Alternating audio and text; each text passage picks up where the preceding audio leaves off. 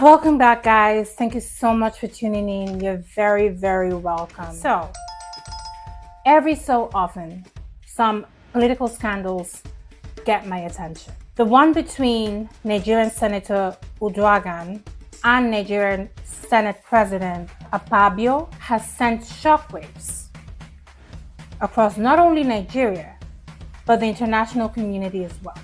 This could actually lead to a turning point on how women are treated in Nigeria and in the political world in Africa as a whole. So guys, I want us to talk about it.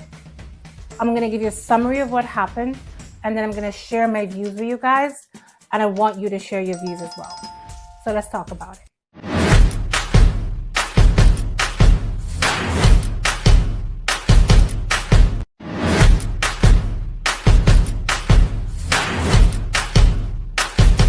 According to BBC News, Senator Uduaghan alleged that Akpabio had made inappropriate advances towards her during a visit to his residence in southern Akwa State on the 8th of December 2023. She further alleged that Akpabio had, on a separate occasion, insinuated that she should take care of him if she wanted her motions to receive favorable consideration in the Senate. The senator alleged that Akpabio was behaving like a university lecturer who consistently failed his student who had refused to sleep with him. But this was denied by Akpabio. At no time did I ever harass any woman. I was raised very well by my late single mother, and I've always upheld respect for women. You're right. I was even awarded the most gender-friendly governor in Nigeria. He noted. The issue has generated huge debate in Nigeria, with many calling for an independent investigation. So this is how it all started. This is the beginning part of it. Now, let's go to the next part. Nigeria lawmakers suspended the senator for 6 months. When I mean senator, I mean the one who made the accusation, Senator Uduaghan, after she submitted the petition alleging she had been sexually harassed by the Senate President. After dismissing her petition on procedural grounds, the Ethics Committee recommended Uduaghan's suspension, saying she had brought public opprobrium to the upper chamber of the National Assembly. Disgraceful, guys. Let's carry on to the next part of the story. Suspended Senator Natasha Akpoti-Uduaghan, representing Kogi Central, escalated her dispute with Senate President Godswill Akpabio on Tuesday by presenting her case at the United Nations Forum. Akpoti-Uduaghan was suspended on March 6th after a heated confrontation with Akpabio over a new Senate seating arrangement, which she claimed was designed to undermine her. I'm not surprised that they did that to her. Tensions intensified when Akpoti-Uduaghan on national television accused Akpabio of punishing her for rejecting his alleged sexual advances. Speaking at the Women in Parliament session during the Interparliamentary Union meeting at the United Nations in New York, Uduaghan called for international intervention to hold the Nigerian Senate accountable. She asserted that she was facing political victimization and intimidation for demanding an open and transparent investigation into her sexual harassment allegations against Akpabio. My call to the international community is that the world must not stay silent as democracy and women's rights are rolled back in Nigeria. I call on human rights organizations, women's movements, and democratic institutions to hold the Nigerian Senate accountable. Nigeria needs global partners to push for women's political inclusion, safety, and protection from political harassment, she stated. Uduaghan maintained that her suspension was illegal and vowed to continue her fight against what she termed injustice upon her return. She also refused to apologize, describing the situation as an attempt by powerful men to silence her. She should not apologize. Absolutely not, guys. But let's go on. There's another part of the story. According to Punch, this is a clear case of political victimization for speaking against corruption and gender-based violence. The United Nations Declaration defines sexual harassment as a form of gender violence.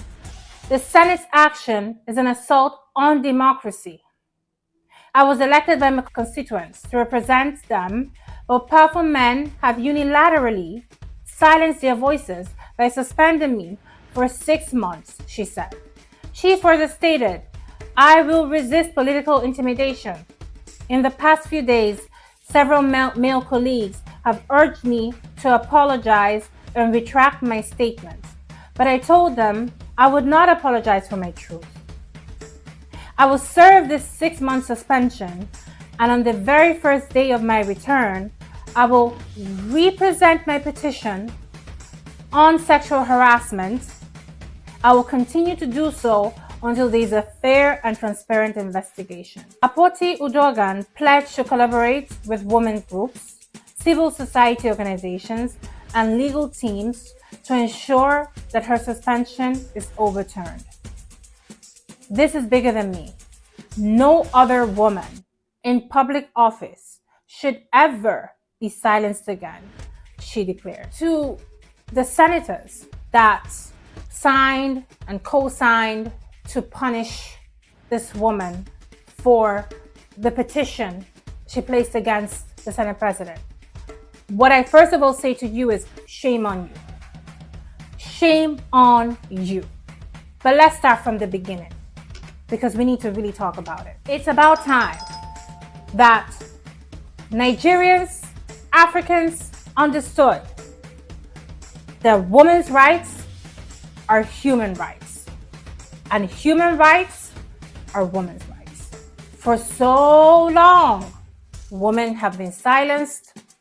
Women have been treated as they're less than. Women have been told that they have no room in political environments and in places of power. They've been told that their place is in the kitchen. Their place is go raise your children, go cook, go do this, go do that. They've been told that if you're sexually harassed by a man, it's okay. It doesn't mean anything. You shouldn't complain about it. It's okay. Do I think that she's saying the truth, Senator Uduaghan? 150%. I believe it because, unfortunately, such behaviors are so common in Nigeria. It happens all the time. Sexual harassment happens all the time because for years it has been culturally acceptable. And just because something is culturally acceptable doesn't make it okay. It's not okay for a man in a position of power to ask for sexual favors in order to pass on the motions that she would put in the Senate. It's not okay for professors at universities to ask female students to sleep with them in order for them to pass their exams. It's not okay for women in different places of work to be touched inappropriately by male colleagues because he just wanted to. And it's not okay that every time a woman complains and publicly speaks up against it, she's punished for it. You have heard me in some of my other episodes talk about how wrong it is to falsely accuse someone of sexual harassment. Obviously, if you've been watching this show, you would have heard that. And I still stand by that. But that doesn't mean that a woman shouldn't speak up when she's sexually harassed. In this case, these group of people, senators and ethics committee, whoever are the members of the so-called ethics committee, said there was an investigation. Where are the facts? Where are the findings of the investigation? If you're going to punish her for speaking up, even though they claim that that's not why they punished her, but let's be honest, that's why. Tell us what you found out when you performed the so-called investigation. Tell us that you found out that he's innocent and she's lying. Because if you cannot tell us that, then you cannot justify suspending her for 6 months. You should be ashamed of yourself. All of you involved in this drama. It is shameful. It is disgraceful. It is beneath the so-called office that you claim to hold. Tell me why this woman would wake up one morning and make these very clear allegations towards the Senate president for no reason. What does she have to gain? What would she have to gain from lying about it? This is harder to speak up than it is not to speak up in Nigeria, just so you know. Because as a woman, when you speak up, you already know that you're going to get a lot of backlash and hate for it. Because unfortunately, culturally, it's almost seen as, yeah, why did you have to speak up? So for this woman to do this, she knew that she was going to have to fight the fight. But like she said, this is not just about her. It's about something bigger than her. It's about ideally starting a movement that would change how certain things have been done for so many years and have been accepted by the society for so many years. And that is why she spoke at the United Nations, the event they had in New York, because she does need our support. She does need the support of the international community to push this message across, to win this fight. She wants to continue fighting. She wants to come back from the suspension and put the same petition through, because she's trying to make a point. She's trying to say, you cannot treat women like this. And it's not okay that you've been treating women like this for so long and you've been getting away with it. So for the sake of my daughters, for the sake of my future daughters, for the sake of my sisters, for the sake of the girls out there that tomorrow will become women, I'm going to fight this fight. And with the help of the international community, with the help of my fellow women, I'll win this fight. And that's where we come in. Because let me tell you something. I'm 100% in support of this woman, of this senator.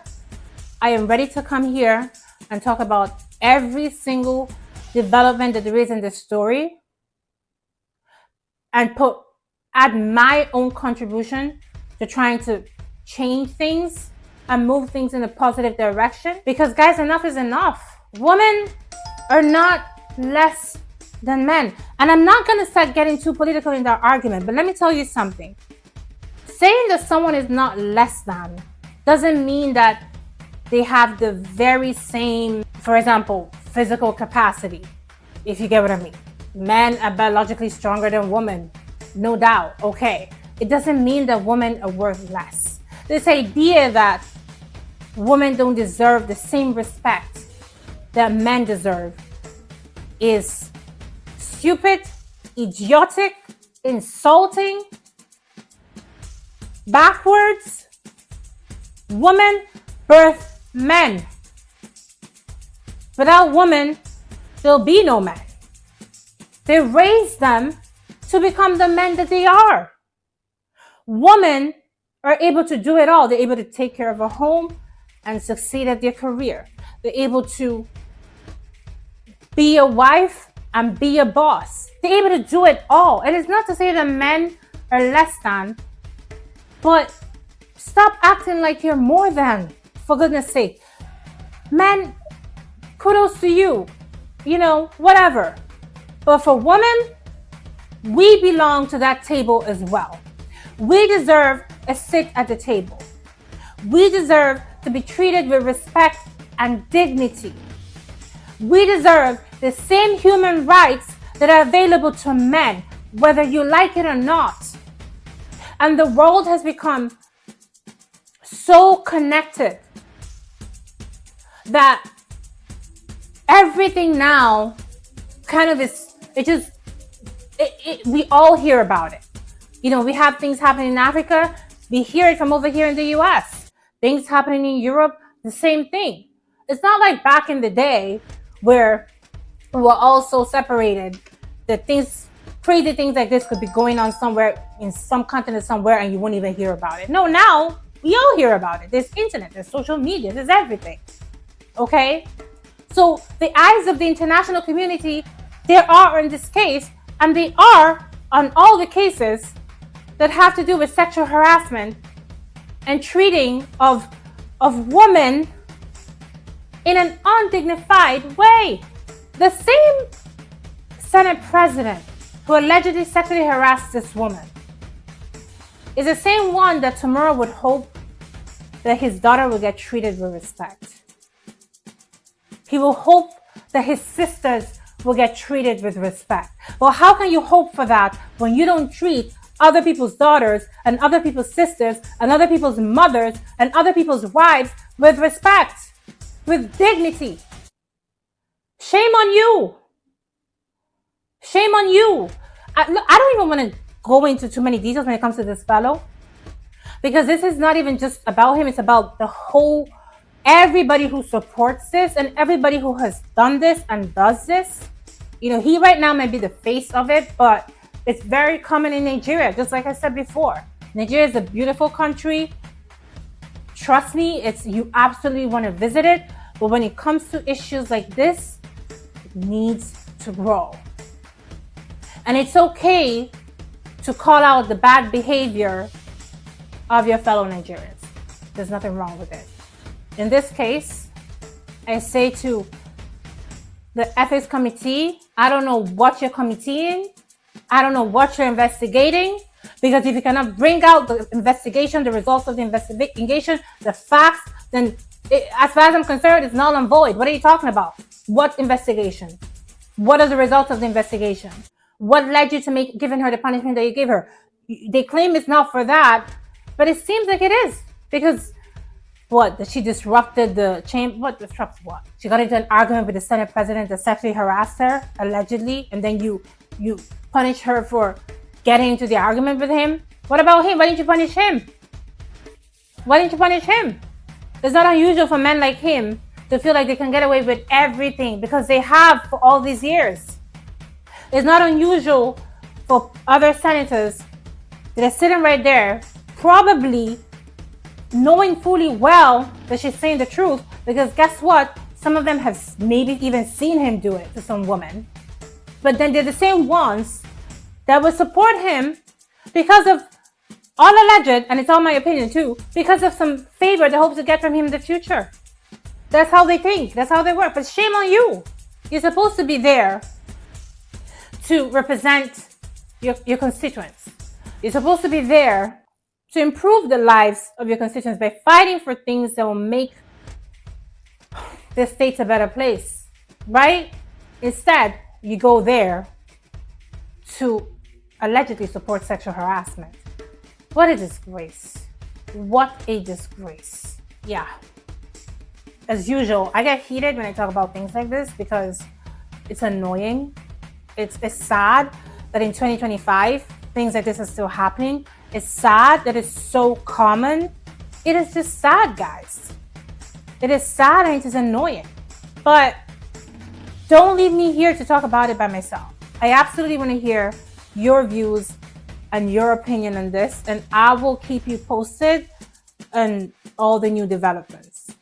So, as usual, thank you so much for tuning in. See you soon at the next episode, and mwah.